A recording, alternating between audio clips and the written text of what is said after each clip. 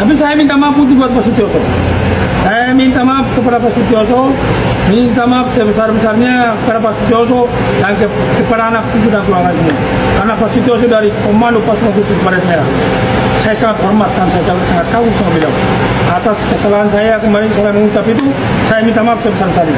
Sampai ke cucu-cucu aku minta maaf. Tapi Gatot, saudara Gatot, Nurmantio, Anda, saya tidak takut sama Anda. Saya tidak menghargai Anda. Ya, jadi kenapa aku bisa begitu? Karena saya bengis banget gitu loh. Ya, bengis banget loh. Nah, aku salah apa? Aku nggak salah, nggak punya salah dengan Pak Gatot loh. Pak Gatot sampai bicara premanisme, apa, kurang ajar, apa?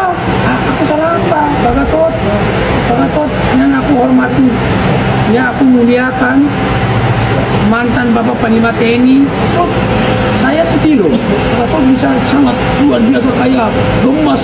Ayah saya punya kesalahan Pak Gatot. Aku juga punya manusia biasa. Aku sekarang ini memperbaiki diri menjadi orang baik. Makanya tempat saya ini sudah 17 tahun tidak pernah putus dengan anak yatim piatu.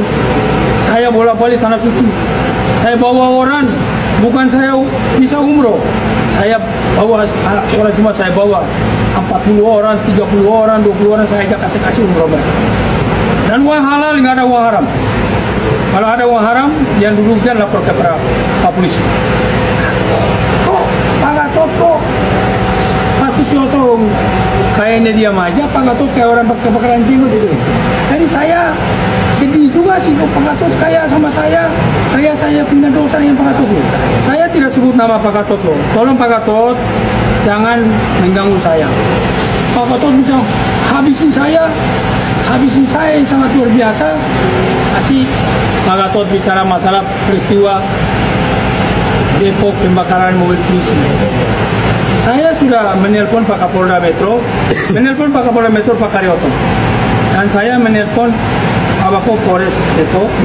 Saya minta tindak mereka habis, tangkapin mereka semua yang terlibat di balik penyerangan mobil polisi yang dibakar. Bila perlu, tempakin kaki mereka semua. Saya telepon Pak Kapolda, Pak Karyoto, silakan di pos, silakan ditanya bila bilang enggak, itu telepon Pak Kapolda. Saya mendukung Pak Kapolda Metro Jaya dan Jalan bertindak tegas terhadap semua namanya premanisme. Saya mendukung. Karena anak anggota saya di belakang ini mereka premanisme, aku minta tindak tegas supaya kita terpangkat. Ingat, kau dulu TBU, kau bisa ke Jakarta pakai apa? Sudah puluhan juga yang bawa kamu ke sini. Kok ngomong seenaknya kayak gitu? Tidak sopan. Sudah jadi raja. Kamu itu kan preman, memakai pakaian ormas. Saya bisa buktikan. Kalau itu preman. Grip Jawa Barat mengatakan kalau ingin didukung oleh Grip, pertama mencintai dulu Grip, baru mencintai rakyat. Pakai dong otakmu. Gubernur, bupati, wali kota itu harus mencintai rakyat dulu karena dia mendapat rakyat, karena milih rakyat, bukan Grip. Preman itu. Yang kedua, ini yang buat saya marah. Kejadian di Depok. Polisi itu adalah alat negara yang melaksanakan ketertiban dan melindungi masyarakat. Ketika akan mengangkat, dilawan, dikepung. Negara apa ini? Mobilnya dibakar lagi. Kalau saya diam, orang akan menyangka bahwa polisi udah nggak ada. Nah, ini preman. Ini bahaya untuk negara kesatuan Republik Indonesia. Satu, dia menghina pensiunan Kopassus. Kau juga menghina presiden saya. Jenderal Prabowo itu, kok mana Jenderal Kopassus? Pangkostrat presiden saya. Kau bilang bawa tangan lagi. Saya juga bawa tangan. Yang sopan bicara. Para Purnawan itu nggak ada satupun kata akan mengkhianati negara, akan kudeta, nggak ada. Justru mendukung. Mana ada? Pak Prabowo itu mantan Danjen Kopassus, mantan Pangkostrat. Masa prajurit TNI nggak dukung? Nggak masuk akal. Makanya pernyataan yang 8 itu kan mendukung, kecuali IKN, dan memberikan masukan-masukan yang konkret berdasarkan pemikirannya mereka sendiri. Karena purnawirawan itu, Ernest tahu, purnawirawan yang di situ yang bicara itu, mereka adalah orang-orang gila mencintai negara kesatuan Republik Indonesia, termasuk presiden saya. Dia tuh gila mencintai negara. Kau apa jasanya terhadap negara? Hidup di negara ini yang sopan santun. Saya mohon maaf kepada saudara-saudaraku sebangsa tanah air. Selama ini saya tidak pernah bicara keras, tapi dengan preman saya harus bicara dengan terbuka seperti ini, dengan menggunakan bahasa preman. Nggak boleh seperti itu.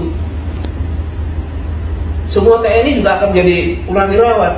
Bahkan doanya prajurit itu agar bisa pensiun. Kenapa? Panjang umur pensiun, sukses menjalankan tugas. Pak Setioso itu bukan langsung bintang 3 loh. Purnawirawan ini bukan langsung begitu loh. Mereka berdarah-darah. Termasuk saya juga berdarah-darah di Timur-Timur.